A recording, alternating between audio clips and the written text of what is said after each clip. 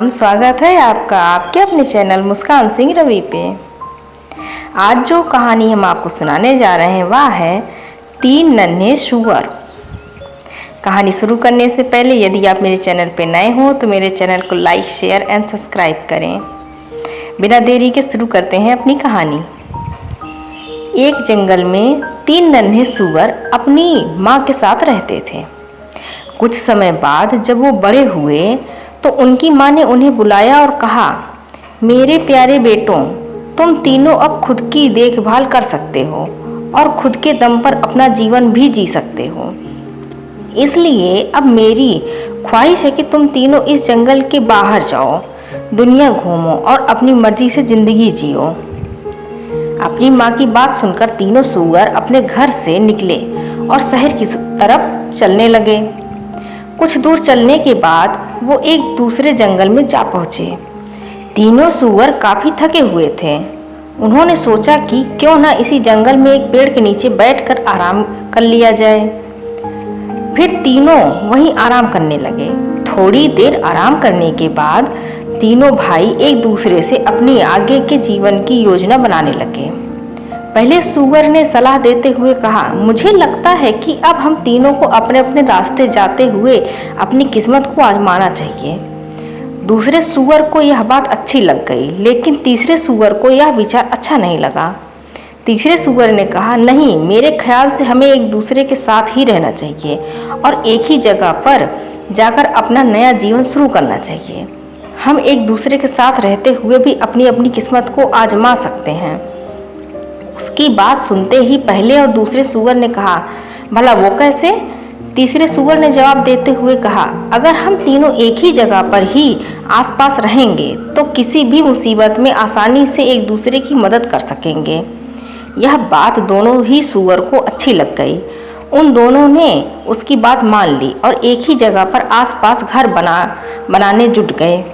पहले सूअर के मन में विचार आया कि उसे भूसे का घर बनाना चाहिए जो जल्दी बन जाएगा और उसे बनाने में मेहनत भी कम करनी पड़ेगी। उसने जल्दी कम समय में सबसे पहले अपना भूसे का घर बना लिया और आराम करने लगा। वहीं दूसरे सूअर ने पेड़ की सूखी टहनियों से घर बनाने का फैसला किया। उसने सोचा, मेरा टहनियों वाला घर भूसे के घर से काफ़ी मजबूत होगा। इसके बाद उसने पेड़ की सूखी टहनियाँ जुटाई और थोड़ी मेहनत करके अपने घर को बना लिया।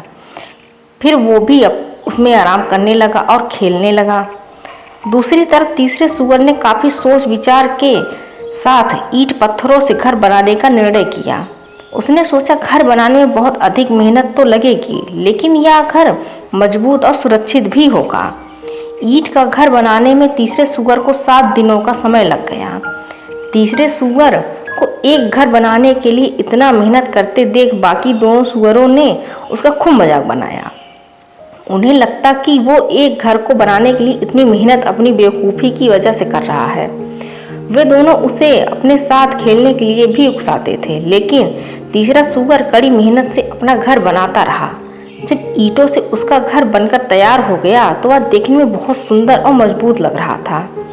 इसके बाद तीनों सूअर बड़े ही मज़े से अपने अपने घरों में रहने लगे। उस नए स्थान पर उन तीनों को किसी तरह की परेशानी नहीं थी। इस वजह से तीनों अपने अपने घर में बहुत खुश थे। एक दिन उनके ठिकानों पर एक जंगली भेड़िए की नजर पड़ी। 3 मोटे सूअर देखकर उसके मुंह में पानी आने लगा। वह तुरंत उनकी घर की तरफ बढ़ा। सबसे पहले वह पहले सूअर के घर पहुंचा और दरवाजा खटखटाने लगा। पहला सूअर सो रहा था। दरवाजे की खटखटाहट सुनकर वह उठ बैठा तो उसने घर के अंदर से ही पूछा, कौन है दरवाजे पर? भेड़िया बोला, मैं हूँ, दरवाज़ा खोलो और मुझे अंदर आने दो। भेड़िए की कड़ी आवाज़ सुनकर सूअर समझ गया कि दरवाजे के बाहर कोई जंगली जानवर खड़ा है। वह डर गया और दरवाज़ा खोलने से मना कर दिया।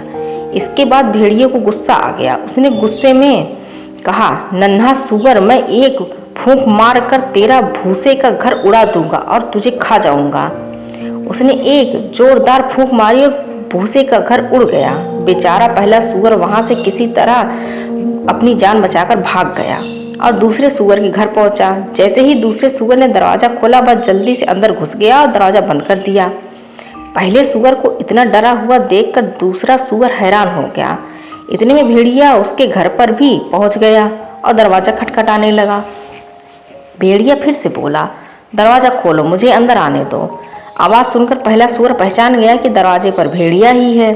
उसने कहा, भाई तुम दरवाज़ा मत खोलना, यह एक जंगली खूंखार भेड़िया है जो हम दोनों को खा जाएगा। जब दूसरे सूअर ने दरवाज़ा नहीं खोला तो भेड़िए फिर से गुस्से से लाल हो गया। वह चिल्लाया, नन्हे सूअर, तुम्हें क्या लगता है अगर तुम दरवाज़ा नहीं खोलोगे तो क्या तुम दोनों जिंदा बच जाओगे? इस टहनियों से बने घर को मैं एक झटके में तोड़ सकता हूँ। इतना कहते ही भेड़िए ने एक ही झटके में टहनियों से बना घर दूसरे सूअर का घर तोड़ डाला। अब दोनों सूअर वहां से तेजी से भागे और तीसरे सूअर के घर पहुंचकर उसको सारी बात बता दी। यह सब सुनकर तीसरे सूअर ने कहा, तुम दोनों डरो मत, मेरा घर बहुत मजबूत है, वह जंगली भेड़िया इसे नहीं तोड़ सकता। लेकिन वे दोनों सूअर भेड़िए से बहुत डरे हुए थे, इसलिए घर के एक कोने में जाकर छिप गए। इतने में वहां पर भेड़िया आ गया। वह तीसरे सूअर के घर पर दरवाज़ा खटखटाने लगा। उसने कहा, दरवाज़ा खोलो जल्दी से और मुझे घर के अंदर आने दो। तभी तीसरे सूअर ने बिना डरे हुए कहा, नहीं, हम दरवाज़ा नहीं खोलेंगे। यह सुनकर भेड़िया चिल्लाया, मैं फिर भी तुम तीनों को मारकर खा जाऊंगा, मैं इस घर को भी तोड़ सकता हूँ। भेड़िए ने तीसरे सूअर की ईंट से बने घर को तोड़ने की कोशिश करने लगा। सबसे पहले उसने फूंके मारी, लेकिन वह ईंट का बना घर नहीं उड़ा। इसके बाद उसने अपने पंजों से घर को तोड़ने का प्रयास किया, लेकिन इसमें भी वह असफल रहा। इस जंगली भेड़िए के बहुत प्रयास करने के बाद भी तीसरे सूअर का ईंट से बना घर नहीं टूटा, लेकिन फिर भी भेड़िए ने हार नहीं मानी। उसने तय किया कि वह घर के अंदर चिमनी के रास्ते घुसेगा। पहले वह उस घर की छत पर चढ़ा, फिर चिमनी के रास्ते घर के अंदर घुसने लगा। चिमनी के अंदर से आ रही आवाज़ों को सुनकर पहला और दूसरा सूअर और ज़्यादा डर गए और रोने लगे। तभी तीसरे सूअर को एक तरकीब सूझी। उसने चिमनी के नीचे आग जलाई और एक बर्तन में पानी भरकर वहां पर उबलने के लिए रख दिया। भेड़िए ने जैसे ही चिमनी के अंदर से नीचे की तरफ छलांग लगाई, वह सीधे उस उबलते पानी में गिरा और उसकी मौत हो गई। इस तरह तीसरे सूअर की बुद्धिमानी और निडरता से तीनों सूअरों की जान बच गई।